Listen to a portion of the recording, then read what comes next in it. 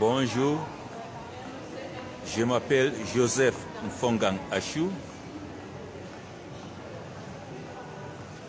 Je suis contre la délinquance et le terrorisme.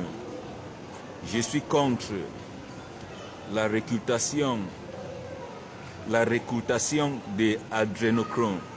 Je suis contre le crime des syndicats, des violations sexuelles multiples encore en cours sur mes fils Joseph Junior et Christopher Achou, dans mon présence selon leur pouvoir les a permis. Emmanuel Macron et le roi Felipe VI de l'Espagne. Mes attestations vidéo et écritures publiées dans la canal Facebook Petit Joe. Si une personne s'aime vraiment, il aimerait le monde. Cette vérité est incontournable. Si une personne se respecte vraiment, il respecterait le monde. Cette vérité aussi est incontournable. Si une personne a autocontrôle sur sa personnalité, ça c'est la jeunesse de sa capacité de pouvoir contrôler le monde, d'où il existe une vérité irréfusable.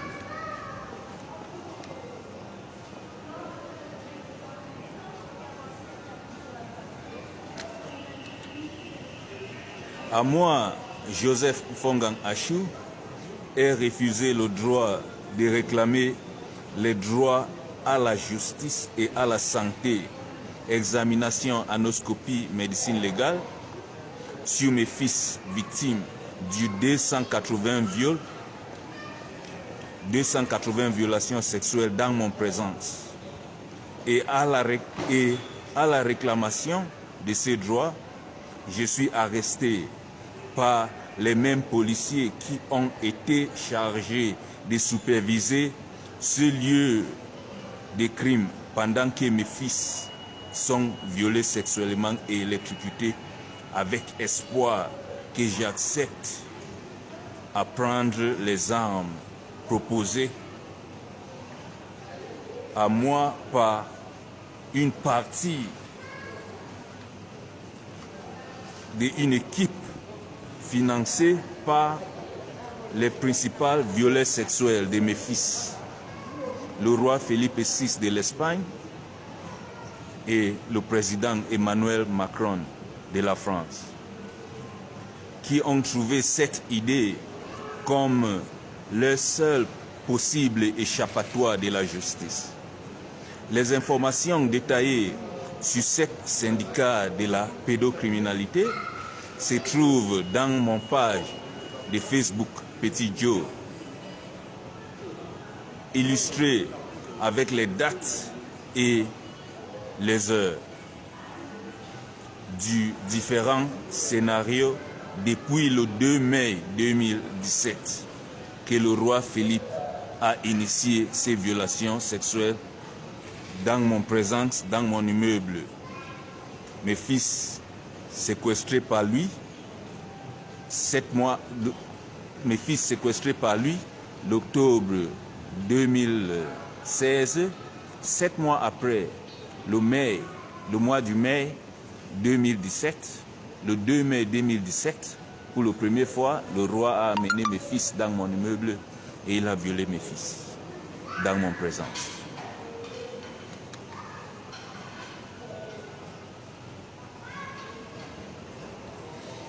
Le roi Felipe VI de l'Espagne avait initié ses allers et retours des violations sexuelles sur mes fils le 2 mai 2017 dans mon immeuble de l'avenue Dr P7 Alexandre, numéro 110 de Valencia, Espagne.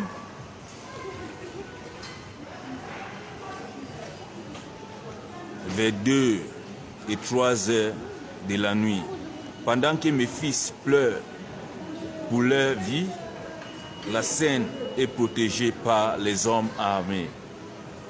Ces violations sexuelles et électrocutions depuis ces jours, continue presque journalièrement. Et parfois, mes fils sont violés presque à leur mort et il vient les techniciens de la santé pour les réhabiliter. La situation physique mise en place a toujours été plus fort que moi et je suivais seulement la voie judiciaire en dénonçant cas par cas à la justice des Valence, d'où enfin certaines grandes personnes, parmi eux les juges, ont confessé à moi que leurs mains sont attachées, ils ont les mains attachées. Ils ont les mains attachées parce que mes fils sont violés par le roi. Si c'était pas une autre personne, il aurait déjà attrapé cette personne et mettre dans la prison. Vers le mois de juin 2018, un message dans mon téléphone mobile par WhatsApp a été vers le mois du juin 2018, un message dans mon téléphone mobile par WhatsApp et la contenance était le suivant: je suis le roi et je vais te tuer. Tu sais que j'ai le pouvoir de tuer. Il était seulement quelques 2 jours que je venais d'être libéré d'une détention policière d'immigration d'où j'avais passé 20 jours. Et pendant mon instance dans la commissariat, mes fils sont amenés et torturés par le commissaire et ses agents. Les mêmes policiers qui étaient en train d'amener mes fils dans mon immeuble pour qu'ils soient violés sexuellement par les hauts membres du gouvernement choisis par le roi au nom des pactes du silence. Je quitte l'Espagne pour la Belgique le 20 novembre 2018 pour présenter le cas au Parlement européen avec les armes aux yeux. Parce que à l'heure d'où je suis en train de laisser le bâtiment où je me réfugiais, mes fils étaient sur la torture entre les mains des hommes armés contractés par le roi dans l'appartement qui se retrouvait en haut de l'église d'où je dormais. Dans l'avenue Paseo de la Pechina, numéro 50 de Valence.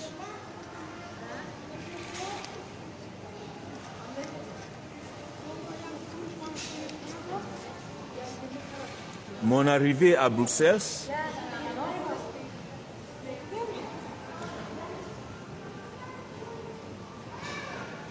à Bruxelles, j'ai été informé par les employés du Parlement que je dois seulement présenter les documents par la poste. J'ai préparé les documents et je les ai envoyés par la poste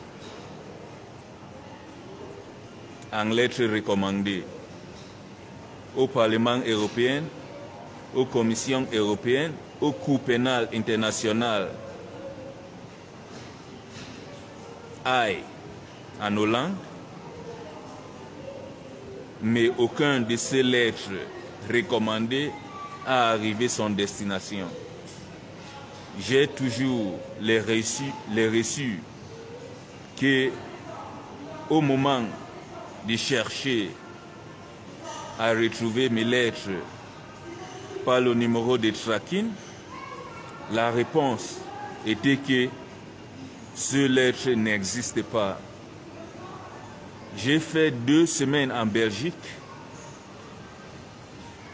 du 20 novembre au 5 décembre. Et je suis arrivé en Strasbourg, France, le 6 décembre 2018, pour présenter le cas au tribunal européen des droits de l'homme. Durant les 2 semaines que j'ai passées en Belgique, je n'ai pas noté la présence de mes fils. Je n'ai pas noté les pleurs de mes fils. C'est sûr que l'intelligence belge n'avait pas accepté la collaboration à ce niveau.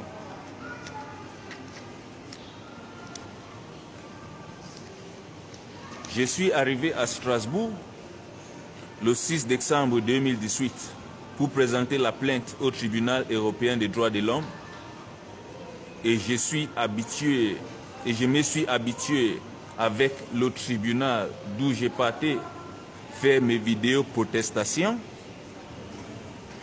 sur mon canal du Facebook en informant le monde du suite de la situation pédocriminalité en cours.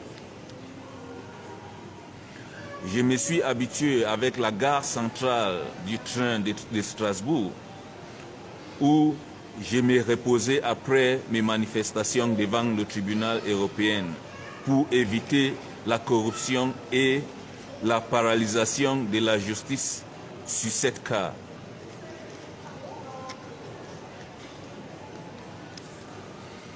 Enfin, je me suis habitué avec l'hôpital civique universitaire de Strasbourg, d'où j'ai allé passer mes nuits comme la gare des trains se ferme à minuit 45. Une partie de l'intelligence subcontratée en noir qui me surveillait avait déjà mon emploi du temps. Donc, le 14 décembre 2018, avec la présence du président de la République française à Strasbourg pour une visite officielle, vers 15h30,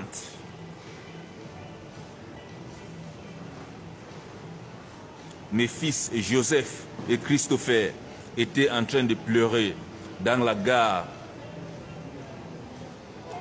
de Strasbourg, dans un bureau qui est connecté à un tunnel utilisé uniquement par les fonctionnaires de la gare.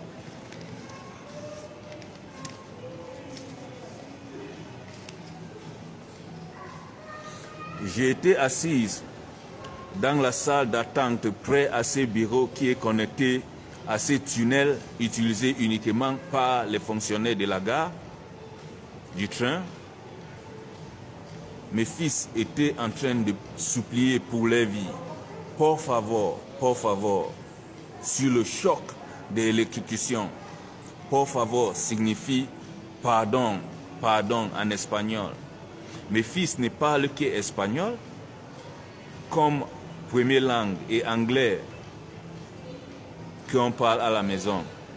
Por favor, les mêmes supplications que mes fils sur la torture en Espagne par le roi et ses hommes choisis dans mon bâtiment pendant que mes fils pleurent, moi aussi je suis en train de pleurer. Et les hommes du roi m'appellent en haute voix. Lâche, tu ne comprends pas les pleurs de tes fils, viens les sauver de nos mains. En écoutant les pleurs de mes fils dans la gare du Strasbourg, je me suis dit, oh, quelle malchance. Le malheur que j'ai laissé en Espagne m'a suivi jusqu'ici, à Strasbourg. Je me suis levé, tout en silence, pour aller fumer une cigarette dehors. À mon grande surprise, à 15 mètres d'où j'étais assise, il y avait un mélange de policiers français et allemands en train d'avoir une conversation. Mais qui aura le courage de venir violer et électrocuter les enfants dans la présence de la police? J'ai une fois compris que ces policiers attendaient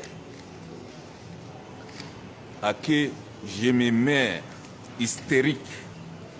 Et comme ça, ils vont tirer les balles sur moi et me déclarer mon corps comme ceux d'un terroriste.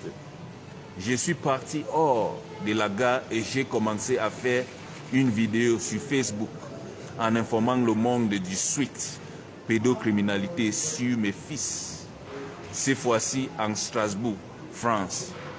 Mes publications sur les médias sociaux n'ont pas empêché à ces abuseurs du pouvoir d'amener mes fils à l'hôpital civique universitaire de Strasbourg et le torturer encore dans mon présence et dans la présence de la police, du garde.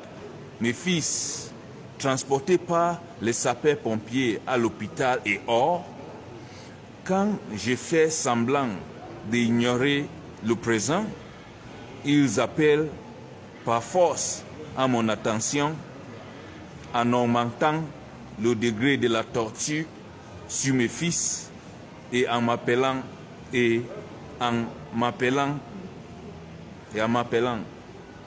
Mon silence était basé cette fois-ci sur le fait que je savais déjà qu'il était en train de chercher par la force une possibilité de me déclarer personne non grata ou déficience mentale et morale.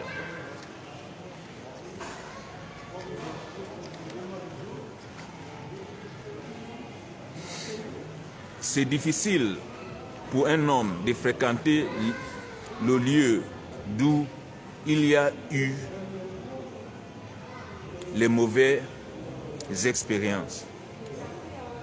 Je suis Camerounais, il y a beaucoup de Camerounais à Strasbourg. Mais selon mes expériences, depuis l'Espagne, le syndicat responsable de ces crimes gâche toujours les vies des Camerounais que j'approche.